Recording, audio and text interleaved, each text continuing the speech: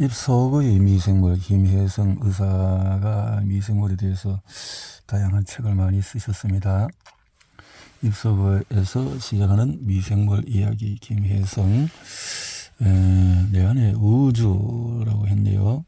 잇몸 주머니 안의 밖과 안의 차이가 특징은 잇몸 주머니 안과 밖은 치은 열구액, 타액, 액체는 산성도는 산성이고 잇몸 주머니 안은 산성이고 주머니 밖은 중성이다.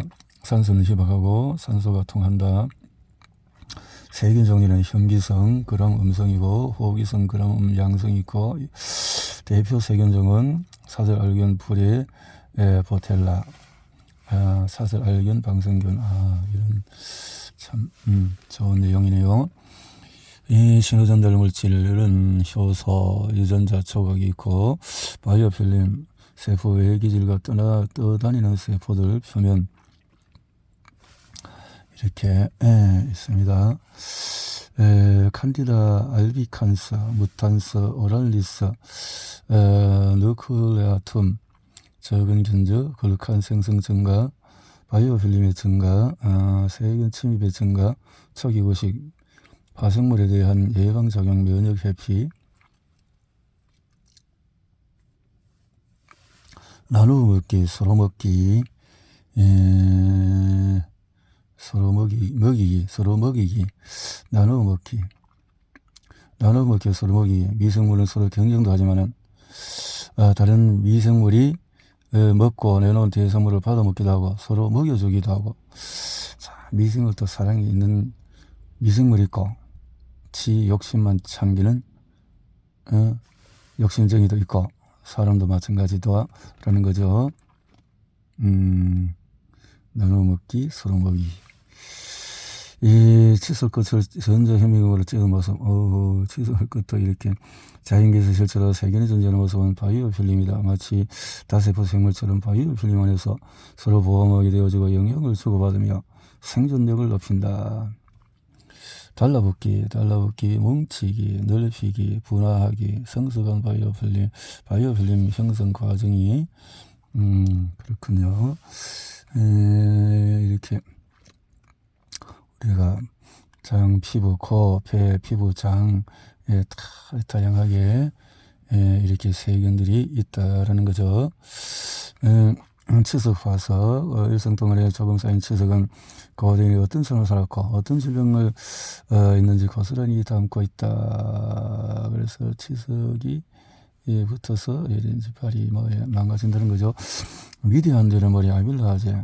밥을 천천히 우려쓰면 단맛이 난다. 밥은 거대의 탄수화물인 전분으로 이루어졌는데 이것이 쪼개져서 당이 되기 때문이다. 전분을 당으로 쪼개는 것은 이가 아니다. 아무리 오래 씹어도 씹는 것만으로는 전분이 당이 되지 않는다. 전분을 더 작은 분자인 포도당으로 쪼개는 것은 다름 아닌 아밀라제라는 효소다. 맛있는 것을 상승호에도 침이 보이는 까닭 역시 아밀라제. 침 속에는 아밀라제를 내보내 음식을 소화시킬 준비를 하는 것이다. 아밀라제는 곡식을 섭취하는 인간에게 특히 많다. 만약에 인간에게 아밀라제가 없었다면 곡식을 섭취할 수 없었을 것이다. 역으로 곡식을 섭취할 수 있는 돌연변이 덕에 인간은 곡식을 통해서 생존할 수 있었을 것이다. 아밀라제를 만들 수 있는 돌연변이를 가진 인간종이 자연을 통해서 개체를 불려서 현생 인류가 된 것이다. 실제로 아밀라제를 만들 수 있는 유전자는 현생에서 침팬지, 네안데르탈인, 현생 인류 구강의 차이가 이렇게 많다라는 거죠. 이렇게 침이 잘 안 나오는 분들은 진료실에 들어오면은 냄새가 훨씬 더한데 그래서 마땅한 약도 없고 인공타액이 나오긴 하지만 눈물처럼 외부에 입안에 넣는 인공침을 처방하는 썩 마땅치가 않다. 항균이다. 일반적으로 피부처럼 늘 외부 미생물이 오가고 항균 물질, 작은 침샘물, 턱밑샘, 기밑샘, 위의 혈관에서 흘러 들어오는 혈액을 필터링해서 침을 만든다. 마치 신장세포들이 모세혈관에서 물을 빼내 오줌으로 배설을 하는 것과 비슷하다. 침이나 오줌뿐만 아니라 땀도 피에서 나온다. 우리가 물을 마시면 장에서 흡수돼서 혈관으로 들어가 전신을 돌다가 피가 너무 묽어지면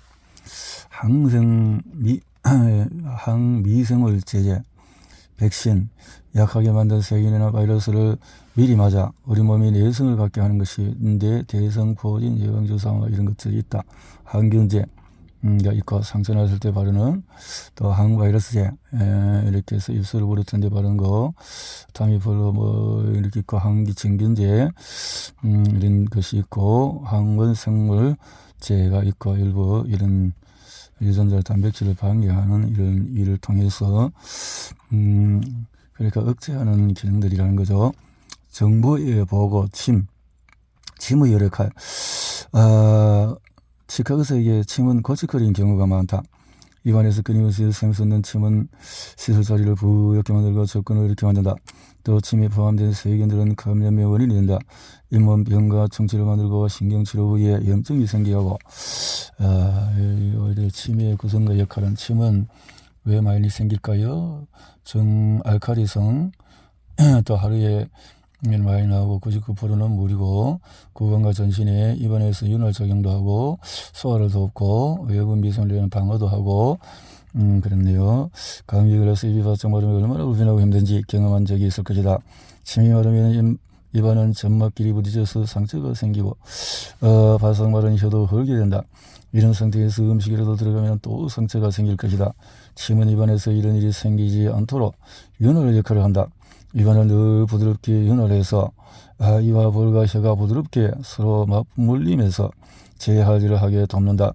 또 침은 이를 도와서 음식이 더 잘 쪼개지게 한다. 침 속의 소화 효소와 음식물이 잘 섞여야 위와 장에 부담이 되지 않고 넷째, 이설질 방법을 바꿔야 한다.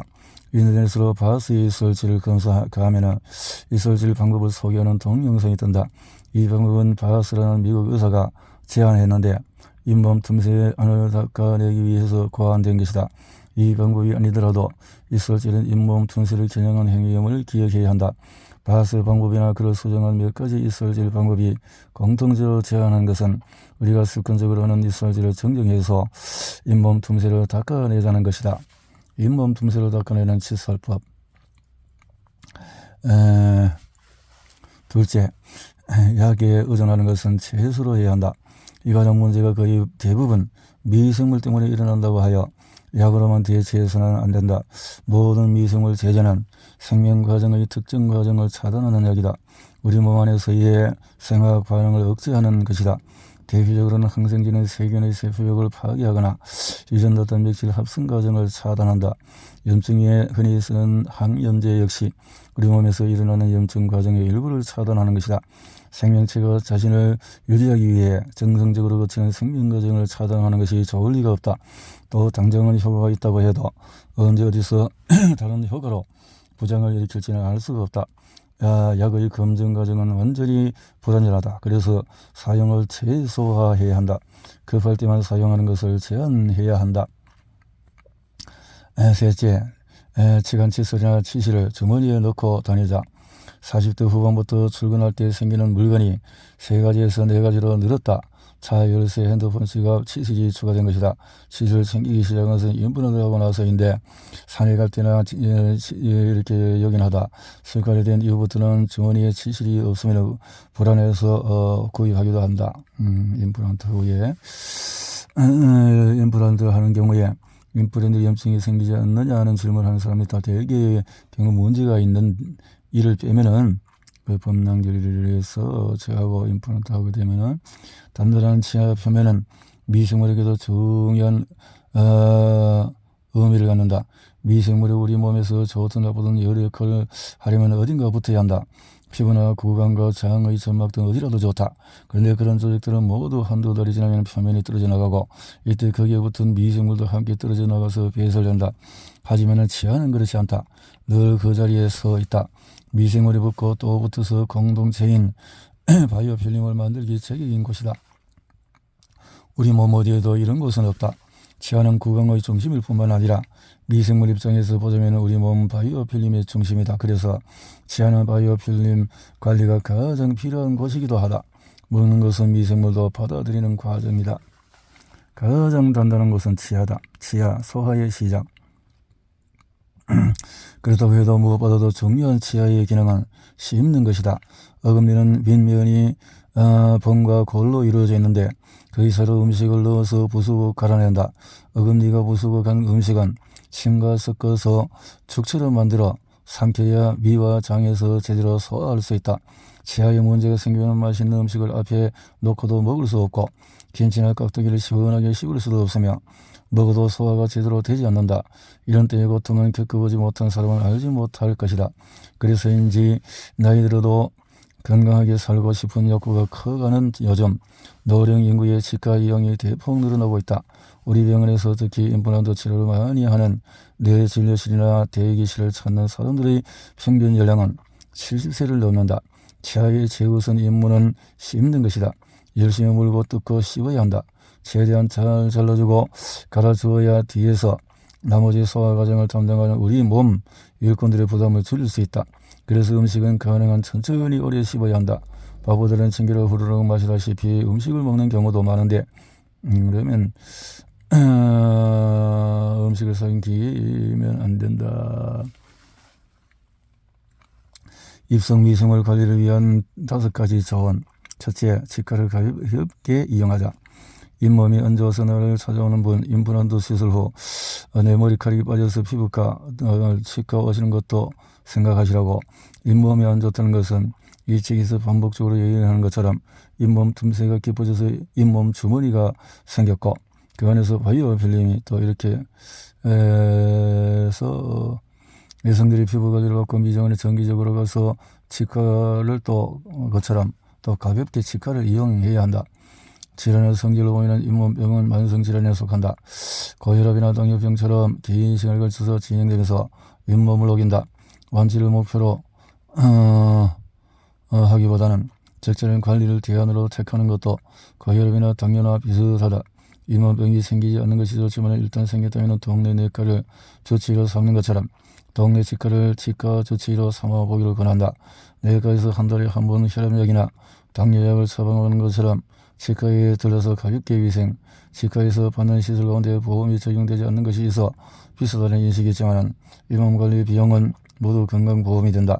믿을만한 치과를 가볍게 자주 이용하는 것이 고생도 덜고 비용도 줄이는 가장 좋은 방법이다. 치과에 근무하는 치과의사 선후배나 치과 위생사를 포함한 직원들에게도 조언하고 싶다. 구강미생물을 중심으로 본인이 하는 일을 재정의해 보시라고. 나는 스스로에게 직원들에게도 늘 자주 얘기한다. 치과 의사나 치과 위생사의 역할은 미생물을 관리하는 것이라고. 이렇게 범당질, 상가질, 백악질, 해면질 이렇게 있다는 거죠. 강도가. 충치와 잇몸병의 원인은 이제 구강 미생물의 충치와 잇몸병의 원인이라는 것은 널리 알려진 상식이라고 할 수 있다. 미생물이 어떻게 충치와 잇몸병을 일으키는 걸까? 먼저 충치는 무탄수나 젖산간균이라는 세균들이 만드는 산이 주 원인이다. 이들은 입속의 탄성을 보내서 유산이나 아세트산, 프로피온산 등을 만든다. 그래서 산이 들어서 잇몸뼈가 녹아내린다. 무탄수나 진지발리스를 충치와 잇몸병을 일으키는 주세균이라고 했으나 실은 문제는 좀 더 복잡하다. 결핵은 결핵균이 만든다는 것처럼 20세기 말까지 오랫동안의 무탄수는 충치세균, 진지발리스는 잇몸병 세균이라는 단순한 논리가 회자되었다. 이런 단선적인 인과관계는 과학자들이나 의사들에게는 아주 매력적이다. 문제 해결을 간단하게 만들기 때문이다. 세균의 문제라면 항생제를 먹거나 항균 구강 세정액을 열심히 씻어내면 된다. 하지만 문제는 단순하지 않다. 충치는 무탄수나 젖산 간균들이 독자적으로 만드는 것이 아니라는 것에 점차 분명해졌다. 충치가 있는 곳에 무탄수나 젖산균이 없는 경우도 있고 충치가 없는 곳에 또 이들이 발견되기도 했다. 잇몸병 역시 마찬가지다. 잇몸병이 심한 환자에게 진지발리스가 없는 경우도 있고 건강한 잇몸에 있는 경우도 많았다. 직접적인 인간관계가 성립되지 않는 경우도 많은 것이다. 최근의 미생물 연구는 충치나 잇몸병이 입안에서 전체적인 미생물 균형이 깨지면서 생긴다는 것을 보여준다. 전체적인 미생물 균형이 깨지면서 생긴다는 것을 보여준다. 무엇자서나 진지관리에서 그런 균형을 깨는 저유한 요인이긴 하다. 이들은 단독으로 혹은 다른 세균들과의 협업으로 전체적인 균형을 깰 때 질병이 생긴다. 하하. 전체적인 균형 역시 그게 정강균과 유해균과 유익균이 밸런스가 맞아야 된다 이 말이죠.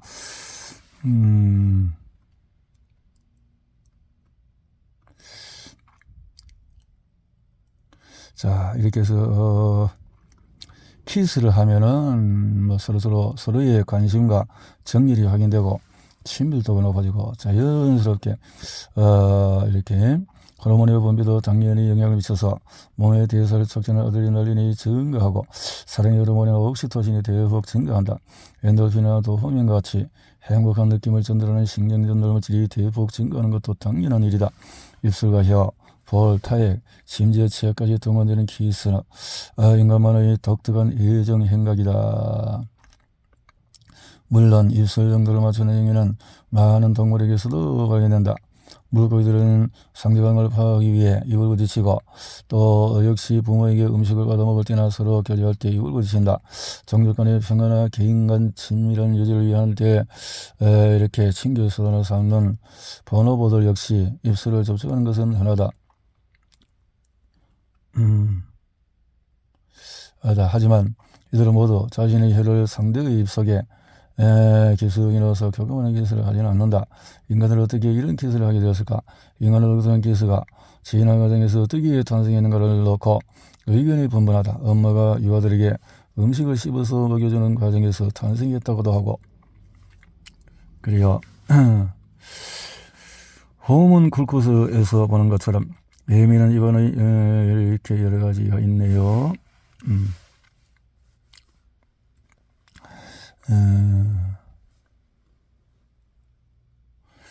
예민한 입안의 여러 문제를 다루는 치과 의사들에게는 섬세함이 요구될 수밖에 없다. 그런데 나의 경우에 치과 의사가 되기 전까지의 여러 환경과 생활을 돌아보면 섬세함을 훈련할 기회는 거의 없었다. 오히려 거친 환경에서 오랜 시간을 보냈다. 어찌 보면 치과 의사로 생활한 지난 20여 년은 직업인으로서 요구되는 섬세함과 내면의 거침, 입안의 중재자 혀와 키스의 유래, 입안의 혀처럼 구운다는 말이 있듯이 예민한 혀는 입안에서 참 많은 일을 알아서 해준다. 일단 혀는 맛을 알게 한다. 쓴맛, 단맛, 짠맛은 혀가 없으면 알 수가 없다. 혀의 윗면은 오돌토돌한데 그것을 현미경으로 확대해보면 혓바닥에서 솟아오른 돌기가 보인다. 돌기 옆구리에 맛을 느끼는 미래가 있다. 미래는 내신경과 바로 연결되어 뇌로 하여금 한번 먹은 것은 어떤 음식인지 기억하고 판단하게 한다. 또 쓰거나 독성이 있다고 판단되는 음식을 구분하여 뱉어버리게 한다. 치과에서는 간혹 사랑니를 발치하다가 혀신경이 다치는 의료사고가 발생하는데 이런 일이 생기면 상처가 치료될 때까지 환자들은 미각이 현저히 떨어지게 된다. 혀에 마취를 하면 감각이 없어지면서도 이렇게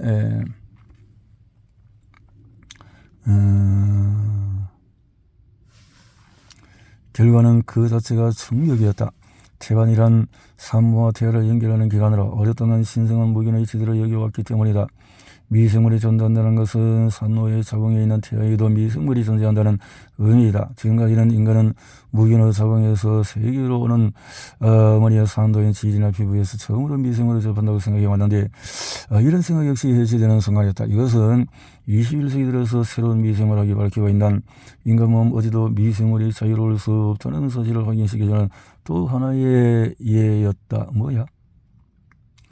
우리 몸 전체에서 많이 살고 있는 후엽근이랑 의연근 이것들이 건강한 산모의 태반에 살고 있었다고?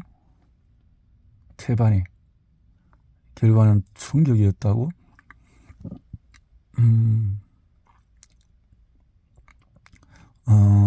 이런 무균지대로 생각했는데 그 무균지대가 아니었다는 거죠. 이 새로운 발견이네요. 그렇구나. 이런 놈물이 자연스럽게 생긴다. 태반과 태아 미생물은 대체 어디서 왔을까? 대개 연구자들은 세 곳을 후보지로 의심하기 시작했다. 장과 구강, 장과 구강은 원래 미생물이 많은 것이고 질은 태반과 가깝고 연결된 기관이기 때문에 이렇게 생겼는데 구강, 태강. 구강은 미생물의 다양한 종류와 태반과 가장 비슷하다. 구강에서 왔을까? 지일과 태반. 그래서 지일은 젖산강기는 압도적으로 많아서 태반과 미생물 종류가 또 다르다. 비슷하다. 구강에서 오히려 비슷하다. 장과 태반은 장 미생물 건집의 유생은 태반과는 거리가 있다. 장 오히려 가까운 것이 구강이다. 이 말이네요. 태반 미생물의 출처가 태반 미생물의 출처를 의심되는 것은 사무의 지일, 장, 구강인데 이 중에서 구강이 가장 유력하다. 대표적인 동물 실험은 유전자에 표식을 한 세균을 임신한 쥐의 구강에 넣은 후에 태어나는 새끼의 태반을 조사한 것이다. 그랬더니 태반에서 표식을 한 세균이 검출되었다. 이때 사용된 세균은 페칼리스였다.